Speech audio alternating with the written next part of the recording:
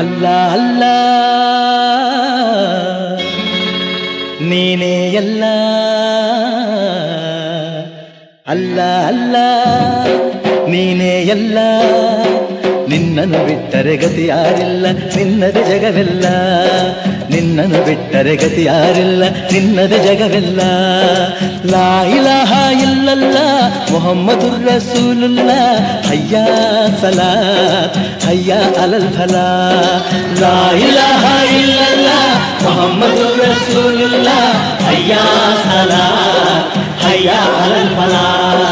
ಅಲ್ಲ ಅಲ್ಲ ನೀನೇ ಎಲ್ಲ, ಅಲ್ಲ ಅಲ್ಲ ನಿನ್ನದೇ ಎಲ್ಲ.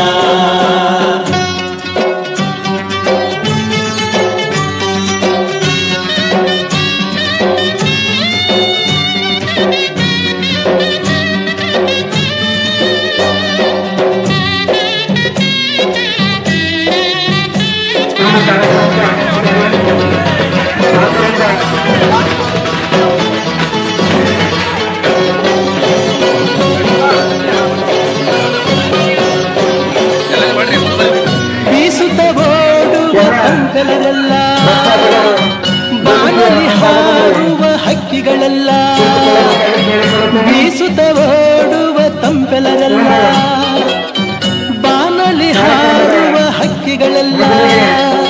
ಸ್ವಾಮಿ ಸ್ಪೀಕರ್ ಹಚ್ಚಿ ಸ್ವಾಮಿಗಳು ತಮ್ಮ ಮಂತ್ರ ಅನ್ಕೋತ ಕೊನೆಗೆ ಶ್ರೀ ಮಲ್ಲಿಕಾರ್ಜುನ್ ಮಹಾರಾಜ್ ಕಿ ಜೈ ಎಂದಕರ ಒಬ್ಬ ಮುಸಲ್ಮಾನರು ಹಿರಿಯ ಮನುಷ್ಯ ಹೊಲ್ದಾಗ ಕೆಲಸ ಮಾಡ್ತಿದ. ಇಲ್ಲಿ ಶ್ರೀ ಮಲ್ಲಿಕಾರ್ಜುನ್ ಮಹಾರಾಜ್ ಕಿ ಜೈ ಅಂದಕ ಅವನ ಮೈಯಾಗ ಎಷ್ಟು ತಾಕತ್ ಎಷ್ಟು ಆಟೋ ತಾಕತ್ಲಿ ಶ್ರೀ ಮಲ್ಲಿಕಾರ್ಜುನ್ ಮಹಾರಾಜ್ ಕಿ ಜೈ ಅಂತಕ್ಕಂಥ ಒಬ್ಬ ಮುಸಲ್ಮಾನ್ ವ್ಯಕ್ತಿ ಎಲ್ಲರೂ ಸಿಕ್ತಿತ್ತಂದ್ರ ಅದು ಕರ್ತವ್ಯ ಭೂಮಿಯಲ್ಲಿ ಮನೆಯಲ್ಲಿ ಸಿಗ್ತಕ್ಕಂಥ. ಯಾಕಂದ್ರೆ ಇದಕ್ಕೆಲ್ಲಾ ಕಾರಣ ಏನು ಅಂದ್ರೆ ನಮ್ಮ ಹಿರಿಯರು, ನಮ್ಮ ತಂದೆಯವರಾಗಿರ್ಬೋದು, ಮೊಮ್ಮಷ ಕಾಕಿರ್ಬೋದು, ಖಾದಿರ್ ಕಾಕ ಆಗಿರ್ಬೋದು, ಹಿಂಗ ಅನೇಕ ಮುಸಲ್ಮಾನರು, ಆಮೇಲೆ ನಮ್ಮ ಹಿಂದೂ ಹಿರಿಯರು ಕೂಡ ನಮ್ಗೆಲ್ಲರೂ ಹೆಂಗ್ ಬೆಳೆಸ್ಯಾರಪ್ಪ ಅಂದ್ರ ಒಂದೇ ತಾಯಿ ಮಕ್ಕಳಂಗ, ಒಂದೇ ತಂದೆಯ ಮಕ್ಕಳಂಗ, ಅಣ್ತಮ್ರಂಗ ಸೋದರ ಭಾವವನ್ನ ಇರಬೇಕು ಅಂತಕ್ಕಂಥ ಮಾತನ್ನ ಹೇಳಿ ನಮ್ಗೆಲ್ಲರಿಗೆ ಬೋಧನೆ ಕೊಟ್ಟಕ್ಕಂತ ಹಿರಿಯರಿಂದ ಆ ಮಾರ್ಗದರ್ಶನದಲ್ಲಿ ನಾವು ಬಂದಿವಿ. ಜೊತೆಗೆ ಒಂದು ಬಹಳ ವಿಶಿಷ್ಟವಾದದ್ರಿ, ಈ ಏನು ಮಣ್ಣು ರೋಜಾ ಐತ್ರಿ, ಉಪವಾಸ ಇರ್ತಾರಪ್ಪ ಒಂದ್ ತಿಂಗಳ ದಿವಸ. ಈ ನಮ್ ಸುತ್ತಮುತ್ತ ಗುಡಿ ಸುತ್ತಮುತ್ತ ಎಷ್ಟು ಹಿಂದೂ ಹೆಣ್ಮಕ್ಳು ರೋಜಾ ಮಾಡ್ತಾರೆ. ಇದು ವಿಶೇಷ, ಬಹುತೇಕ ಬಹಳ ಕಡೆ ಎಲ್ಲಿ ಕಾಣ್ತಾರ ಹಿಂದೂ ಹೆಣ್ಮಕ್ಳು ರೋಜಾ ಮಾಡ್ತಾರೆ ನಮ್ಮರ. ಕಾರಣ ಇದಕ್ಕೆ ಏನಂದ್ರೆ ನಾವು ಇರ್ತಕ್ಕಂಥ ಸಂಪರ್ಕ ಮುಸಲ್ಮಾನರು ನಮ್ ಜೊತೆಗೆ ಹೆಂಗ ತಿಳ್ಕೊಂಡು ನೀವು. ಮುಸಲ್ಮಾನರು ನಮ್ ಬಿಟ್ಟು ಯಾವುದೇ ಕೆಲಸ ಮಾಡಲ್ಲ. ಇವತ್ತು ವೇದಿಕೆ ಮೇಲೆ ಮುಸಲ್ಮಾನರು ಹೇಳ್ತೀವಿ, ಅವ್ರಿಗೆ ಹೆಸರು ಕೊಂಡು ಹೇಳ್ತೀವಿ ನಾವು ಮುಸಲ್ಮಾನರು ಅನ್ನುವಂತ ಭಾವನೆ ಕೂಡ ನಮ್ಮಂತೆ ಬಿಟ್ಟು ಇಲ್ಲ. ಯಾಕಪ್ಪ ಇದು ಅಂದ್ರೆ ನಮ್ ಕಿವ್ಯಾಗ ನಮಗ್ ಬೆಳೆಸಿದವರು, ವಿಚಾರ ಹೇಳೋರು ಬಹುತೇಕ BR ಪಾಟೀಲ್ರು.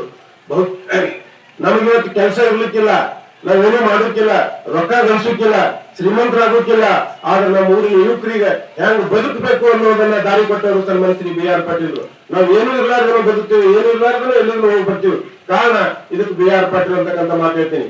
ಜೊತೆಗೆ ಇಲ್ಲಿ ಒಬ್ರು ಬಹಳ ಸಾದಾ ಹರ, ಅವ್ರಿಗೆ ನೋಡಿದ್ರೆ ಯಾರು ಫೋನಿಲ್ಲ, ಚಳಿಗೇರಿ ಅಪ್ಪ ನಮ್ಮನವ್ರ ಹೆಸರು ಫೋನಿಲ್ಲ, ಚಳಿಗೇರಿ ಮುಖ್ಯ ಅವ್ರ ಊರಿಗೆ ಬಂದಾರ. ಗೋರಿ ಗರಿಬ್ರು ಅವ್ರೊಬ್ರು ಡಾಕ್ಟರ್ ಆಗಿನೇ ಉಳ್ಕೊಂಡ್ರ. ಮತ್ತ ಅವ್ರದ್ದು ವಿಶೇಷ ಏನಂದ್ರ ಸುಮಾರು ಇವತ್ತಿಗೆ 25 ವರ್ಷ ಆಗಿರ್ಬೇಕು, ಊಟನೇ ಮಾಡಿಲ್ಲ, ಚಹಾ ಮೇಡ ಇಲ್ಲೇ ಒಂದು ಸ್ವಲ್ಪ ಜಾಗ ತಗೊಂಡು ಆಶ್ರಮ ಮಾಡ್ಕೊಂಡಾರ. ಬರ್ತಕ್ಕಂತ ಭಕ್ತರಿಗ ಅವ್ರ ಹಿಂದೂನೇ ಆಗಿರ್ಬೋದು, ಮುಸಲ್ಮಾನರಾಗಿರ್ಬೋದು, ದಲಿತರಾಗಿರ್ಬೋದು, ಕ್ರೈಸ್ತ ಆಗಿರ್ಬೋದು, ಯಾರೇ ಇದ್ರು ಕೂಡ ಅವ್ರಿಗೆ ಮೊದಲ ಅಲ್ಲಿ ಪ್ರಸಾದ ಮಾಡಿಸಿ ಅವ್ರದ್ದು ತ್ರಾಸಗಳನ್ನ ಕೇಳಿ ಚಿಟ್ಟಿ ಕಟ್ಟಿರ್ಬೋದು, ಅವರು ಬೋಧನೆ ಮಾಡಿರ್ಬೋದು, ಏನೋ ಹೇಳಿರ್ಬೋದು, ಮೊದಲು ಪ್ರಸಾದ ಮಾಡಿಸಿ ಹೇಳ್ತಕ್ಕಂಥ ಶಕ್ತಿ ಶ್ರೀ ಚಳಿಗೇರಿ ಮುತ್ತಿಯವರಂತೆ. ಅವ್ರು ನೋಡಿದ್ರು ಬಹಳ ಅಂದ್ರೆ ಬಹಳ ಸಾಧಾರಣ, ನಮಗವ್ರು ಏನೋ ಅನ್ಸರೆ ಅಂತವ್ರು ಇವತ್ತು ನೋಡಿ ಏನು ಇದ್ದಿರ್ಬೇಕು ಮಹಿಮಾ. ಕಡಲಲ್ಲಿ ಹೇಳುವ ಅಲೆ ಅಲೆಯಲ್ಲ, ಅಲ್ಲ ಅಲ್ಲ ಎನ್ನುತ್ತಿದೆಯಲ್ಲ. ಶಾಂತಿ ಹತ್ರತಾವಲ್ ಮಲಿಕ್ ಮಹಾರಾಜರ ಜಾತ್ರೆ ಉತ್ಸವದ ಬಗ್ಗೆ ಒಂದು ಕವನ ನಾವು ಪುಣ್ಯವಂತರೋ ಕುಲಯಿಲ್ಲ ಯೋಗಿಗಂ ಛಲ ಇಲ್ಲ ಜ್ಞಾನಿಗಂ, ಕುಲಯಿಲ್ಲ ಯೋಗಿಗಂ ಛಲ ಇಲ್ಲ ಜ್ಞಾನಿಗಂ, ನಾವು ಭಾರತ ತಾಯಿ ಮಕ್ಕಳಲ್ಲವೇ, ನಾವು ಭಾರತ ತಾಯಿ ಮಕ್ಕಳಲ್ಲವೇ. ಶ್ರೀಲಕ್ಷಣ ಸಿದ್ಧಪ್ಪ ಮಹಾರಾಜರ, ಶ್ರೀಲಕ್ಷಣ ಸಿದ್ಧಪ್ಪ ಮಹಾರಾಜರ ಆಶೀರ್ವಾದ ಎಲ್ಲ ಲಿಂಗ ಮಹಾರಾಜರಿಗೆ, ಎಲ್ಲ ಲಿಂಗ ಮಹಾರಾಜರ ಆಶೀರ್ವಾದ ಸಿದ್ಧರಾಮ ಮಹಾಸ್ವಾಮಿಗಳಿಗೆ, ಸಿದ್ಧರಾಮ ಮಹಾಸ್ವಾಮಿಗಳ ಆಶೀರ್ವಾದ ಮೃಗರಾಜೇಂದ್ರ ಮಹಾಸ್ವಾಮಿಗಳಿಗೆ, ಮಹಾಸ್ವಾಮಿಗಳಿಗೆ ಮೃಗರಾಜೇಂದ್ರ ಮಹಾಸ್ವಾಮಿಗಳ ಆಶೀರ್ವಾದ ಸರಸಂಬ ಹಾಗೂ ಸುತ್ತಮುತ್ತಲಿನ ಜನ ಪುಣ್ಯವಂತರು, ನಾವು ಪುಣ್ಯವಂತರು. ಇಲ್ಲಿ ಆಯಿತಿ ನೋಡಿ, ಇಲ್ಲಿ ಆಯಿತಿ ನೋಡಿ ಸರ್ವಧರ್ಮ ಸಮ್ಮೇಳನ, ಇಲ್ಲಿ ಆಯಿತಿ ನೋಡಿ ಸರ್ವಧರ್ಮ ಸಮ್ಮೇಳನ. ಶ್ರೀಮಾಂತೇಶ್ವರ ಶಿವಾಚಾರ್ಯ ಚಿಣಗೇರಿ ಅವರ ಆಶೀರ್ವಾದ ನಮ್ಮ ಸರಸಂಬ ಸುತ್ತಮುತ್ತಲಿನ ಜನ ಪುಣ್ಯವಂತರು, ನಾವು ಪುಣ್ಯವಂತರು. ನಮ್ಮ ಸಮತಾಲೋಕ, ನಮ್ಮ ಸಮತಾಲೋಕ ಶಿಕ್ಷಣ ಸಂಸ್ಥೆಯಲ್ಲಿ ಕಲಿತು, ನಮ್ಮ ಸಮತಾಲೋಕ ಶಿಕ್ಷಣ ಸಂಸ್ಥೆಯಲ್ಲಿ ಕಲಿತು ನಿಂಬರ್ಗ ತೇಜಸ್ವಿ ಮೂರ್ತಿ, ನಿಂಬರ್ಗ ತೇಜಸ್ವಿ ಮೂರ್ತಿ ಶಿವಲಿಂಗ ಸ್ವಾಮಿಗಳ ಆಶೀರ್ವಾದ ನಮ್ಮ ಸರಸಂಬ ಸುತ್ತಮುತ್ತಲಿನ ಜನಗಳಿಗೆ. ನಾವು ಪುಣ್ಯವಂತರು, ನಾವು ಪುಣ್ಯವಂತರು. ಸೋಲಾಪುರದ ಪೀರ ಮತ್ತು ಸೈಪನ್ಮುತ್ಯ ಆಶೀರ್ವಾದ ಪಡೆದ ಸರಸಂಬದ ಜನ ಪುಣ್ಯವಂತರು, ಪುಣ್ಯವಂತರು.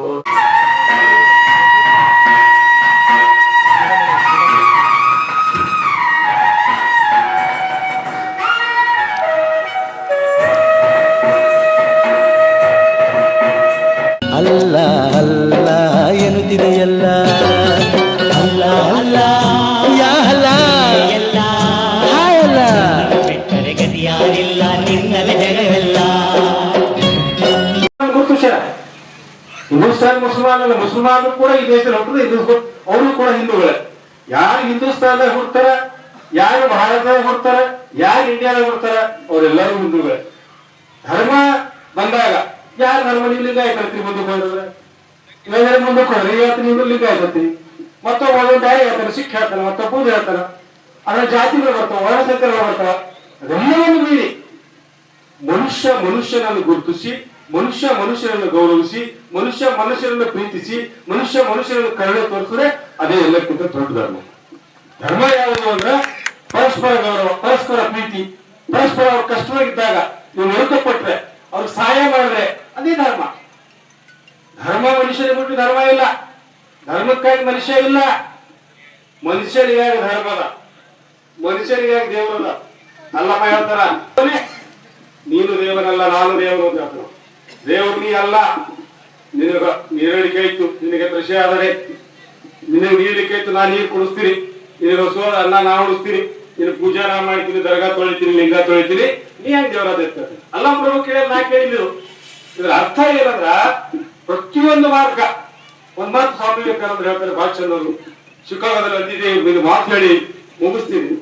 ಶಿಕಾಗೋ ಭಾಷಣದಲ್ಲಿ ಸ್ವಾಮಿ ವಿವೇಕಾನಂದ ಮಾತು ಅತ್ಯಂತ ಪ್ರಭಾವಕಾರಿ ಯಾಕಾಯ್ತು ಅಂತಂದಾಗ ಒಂದು ಮಾತು ಬಹಳ ಸ್ಪಷ್ಟವಾಗಿರ್ತಾರೆ. ಎಲ್ಲಾ ಸಭೆಯಲ್ಲಿ ಗೊತ್ತಾಗ ಎಲ್ಲಾ ಧರ್ಮಗಳು, ಎಲ್ಲಾ ಧರ್ಮದ ಪ್ರತಿನಿಧಿಗಳು ಲೇಡೀಸ್ ಅಂಡ್ ಜೆಂಟಲ್ಮ್ಯಾನ್ ಅವರು, ಲೇಡೀಸ್ ಅಂಡ್ ಜೆಂಟ್ಸ್ ಅವರು, ಲೇಡೀಸ್ ಅಂಡ್ ಜೆಂಟಲ್ಮ್ಯಾನ್ ಅವರು, ಇವರು ಹಾಗಲ್ಲಿಲ್ಲ, ಸೋದರರೇ ಸೋದರರೇ. ಒಂದು ಮಾತನ್ನ ಬಹಳ ಸ್ಪಷ್ಟವಾಗಿ ಹೇಳಿದ್ರು ಸ್ವಾಮಿ ವಿವೇಕಾನಂದರು.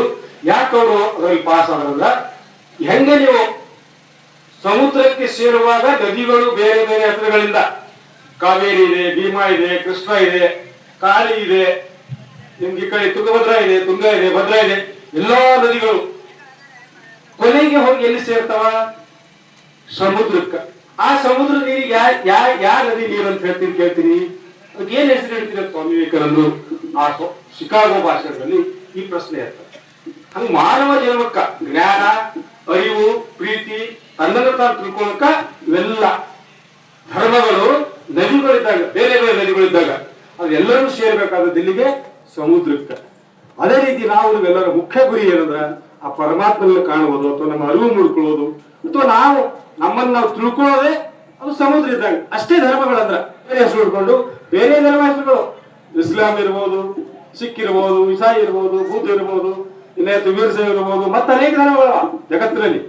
ಆ ಎಲ್ಲ ಧರ್ಮಗಳ ಗುರಿ ಉದ್ದೇಶ ಏನಂದ್ರ ದೇವರಲ್ಲಿ ಸೇರ್ಬೇಕು, ನಮ್ಗೆ ಜ್ಞಾನ ಸಿಗ್ಬೇಕು, ನಮ್ಮ ಮುಕ್ತಿಗೆ ಸಿಗ್ಬೇಕು ಅಥವಾ ಆತ್ಮಜ್ಞಾನ ಪಡಿಬೇಕು. ಆ ಉದ್ದೇಶದಿಂದ ಈ ಧರ್ಮಗಳಾಗ್ಯಾವ. ಆದ್ರೆ ಮನುಷ್ಯರನ್ನ ಗುರುತಿಸಿ ಮನುಷ್ಯರಿಗೆ ಕೂಡಿಸುವ, ಮನುಷ್ಯರನ್ನು ಕಂಡು ಪ್ರೀತಿಸುವ ಆ ಒಂದು ಭಾವನೆ ಯಾವ ಧರ್ಮದಲ್ಲಿ ಬರ್ತದ ಆ ಧರ್ಮ ಶ್ರೇಷ್ಠ. कौन अपना नहीं है, कौन पराया नहीं है, सब अपने ही लग रहे हैं, सब अपने एक कौमी जहती का प्यार बांट रहे हैं। मेरे दोस्तों, ये सूफी संत का पैगाम हुआ करता था। हमारे हिंदुस्तान में जितने भी सूफी संत आए हैं यही पैगाम दिए हैं कि जो भी बुजुर्गाने दिन आए थे किसी को ऊपर या किसी को नीचे नहीं बनाया करते थे, किसी को अपना या किसी को बेगाना नहीं समझा करते थे। बल्कि मैं आपको बताता चलूं, हमारे अक्कलकोट की सरजमीन पर जो साहिब सज्जादा बैठे हैं वहां पर आस्थाने में अल्हम्दुलिल्लाह हर रोज 100-200 लोग आते हैं। तकरीबन उसमें 100-150 लोग हिंदू भाई भी आते हैं। वहां पर किसी को कोई भेदभाव नहीं दिया जाता, किसी को पहले नहीं छोड़ा जाता, किसी को बाद में नहीं छोड़ा जाता। ये नहीं कि मुसलमान है पहले बिठाओ, हिंदू है पहले बिठाओ, नहीं। बल्कि इतना अच्छा काम पैगाम दे रहे हैं। एक सरसंघा की सरजमीन पर और दूसरा हिंदू मुसलमान की भाईचारे की देखना है तो अक्कलकोट की सरजमीन पर देखना होगा। एक हिंदू बाई थी, उसको कई दिन 11 साल हुए थे, उसको औलाद नहीं थी। तो किसी ने कहा, अरे माई तो दाता पीर दरगाह के पास चले जा, वहां पर याद कर ले, वहां पर दुआ मांग ले। वो सूफी लोग है, संत लोग है, वो अल्लाह की बारगाह में दुआ कर देंगे तो तेरा काम हो जाएगा। मेरे दोस्तों, मैंने अपनी आंखों से देखा, बल्कि सरसामा के कई लोग भी देखे हैं, वहां पर आते हैं तो जैसे ही वो 11 साल जो बूढ़ी औरत थी उसे औलाद नहीं हो रही थी, जैसे ही दाता पीर दरगाह के सरजमीन पर आती है, बाबा से मुलाकात करती है, दरगाह की जियारत करती है, बोलते बाबा मैं बड़ी ही आस लेकर आई हूँ, तमन्ना लेकर आई हूँ कि मुझे औलाद नहीं है, औलाद जैसी दौलत से माला माल कर दे। अल्लाह ने मुझे हर चीज से नवाजा है, दौलत दिया है, शोहरत दिया है, इज्जत दिया है, लेकिन औलाद नहीं दिया। तो मैंने देखा है अपनी आंखों से, दाता पीर साहब अपने हाथों से कुछ बनाकर देते हैं, पानी दम करके देते हैं। अल्लाह का फजल इतना होना था कि 3 महीने में से अल्लाह ने औलाद से नवाजा है। तो मेरे दोस्तों, ये बताना मकसद यही होता है कि हिंदू मुसलमान आपस में एक होकर रहें। एक दौर ऐसा था, तारीख गवाह है कि हिंदुस्तान को सोने की चिड़िया कहा जाता था। हिंदुस्तान को क्या कहा जाता था? सोने की चिड़िया। मुझे कन्नड़ा नहीं आता है मेरे दोस्तों, मैं कन्नड़ा में कह रहा हूँ, अभी स्वामी कहना है आपको कन्नड़ा में समझाएंगे। हिंदुस्तान को सोने की चिड़िया कहा जाता था। 2010-12 ಇಸ್ವಿಯಲ್ಲಿ ಆಗಿನ ಕಾಲದಲ್ಲಿ ನಾನು ಕೂಡ ಒಂದು ಗುರುಕುಲ ವಿದ್ಯಾಭ್ಯಾಸಕ್ಕೆ ಹೋಗಿದ್ದ ಮುಂಚಿತವಾಗಿ ನಮ್ಮ ನಿಂಬಾರ್ ಗ್ರಾಮದಲ್ಲಿ BR ಪಾಟೀಲ್ ಸಂಸ್ಥೆಯಲ್ಲಿ ನಾನು ಕೂಡ ಪ್ರೈಮರಿ ವಿದ್ಯಾಭ್ಯಾಸ ನಾನು ಮುಗಿಸಿದ್ದೇನೆ. ಆ ಮುಗಿಸೋ ಸಮಯದಲ್ಲಿ ಏನಪ್ಪಾ ಶಿಕ್ಷಕರಾಗಿರುವಂತ ಜಯನೋದ್ ಸರ್ ಅವರು ಇದ್ರು. ಅವ್ರು ಇವತ್ತು ಮೊನ್ನೆ ಬಂದಾಗ ಮಾತ್ರ ನಾನು ಕೂಡ 10-15 ವರ್ಷ ಬಿಟ್ಟು ಅವ್ರಿಗೆ ನಾನು ಫಸ್ಟ್ ಮುಖ ನೋಡಿದ್ರು. ಅವ್ರು ಬಂದ್ ಹೇಳ್ತಿದ್ರು, ಅಪ್ಪರ ನಿಮ್ಗೆ ನಾ ಶಿಕ್ಷಣ ಪಾಠ ಹೇಳಿದ್ರಿ, ನಮ್ಮ ಶಿಕ್ಷಕಿದ್ರು, ಇವತ್ತು ನೀವು ಸನ್ಯಾಸ ಪಡೆದ್ರು ಅಂತಂದ್ರ ನನ್ನ ಜೀವನ ಸಾರ್ಥಕ. ಎಷ್ಟೋ ಜನ ಏನೇ ಸಾಧನೆ ಮಾಡಿದ್ರು ಬಿಟ್ರು ಗೊತ್ತಿಲ್ಲ, ನಿಮ್ಮಂತ ಒಬ್ಬ ವ್ಯಕ್ತಿ ನನ್ ಸನ್ಯಾಸ ಪಡೆದ ನನ್ನ ಜೀವನ ಸಾರ್ಥಕ ಅವ್ರ ಅಭಿಮಾನದಿಂದ ವ್ಯಕ್ತಪಡಿಸಿದ್ರು.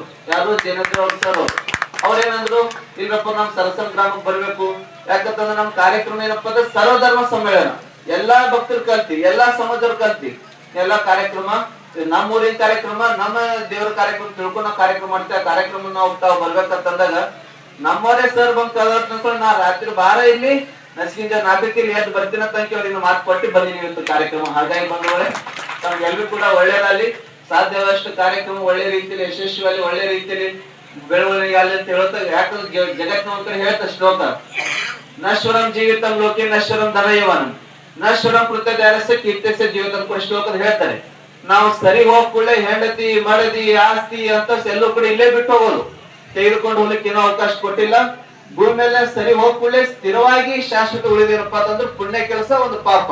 ಹಾಗಾಗಿ ಸಾಧ್ಯವಾದಷ್ಟು ಪುಣ್ಯ ಕೆಲಸ ಮಾಡ್ರಿ, ಪರೋಪಕಾರಕ ದಾನ ಧರ್ಮ ಮಾಡಿ ಅಂತ ಹೇಳುತ್ತಾ ಕೊನೆದಾಗ ಏನಪ್ಪ ಭಗವಂತ ನಮ್ಗೆ ಏಟ ಅವಕಾಶ ಕೊಟ್ಟನ್ರಿ, ಎರಡೇ ಅವಕಾಶ ಕೊಟ್ಟನ.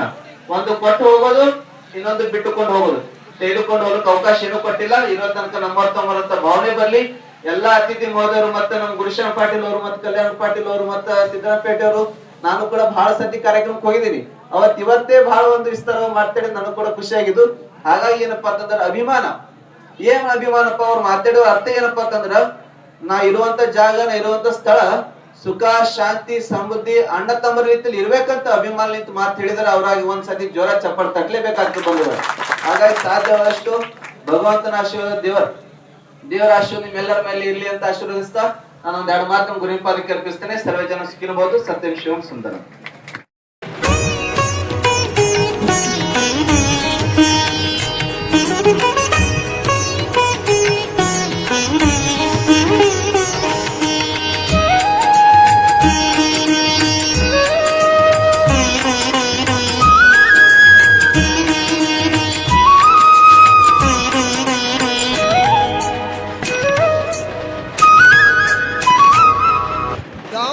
मलकन जातरी जोरा, दाऊल मलकन जातरी जोरा.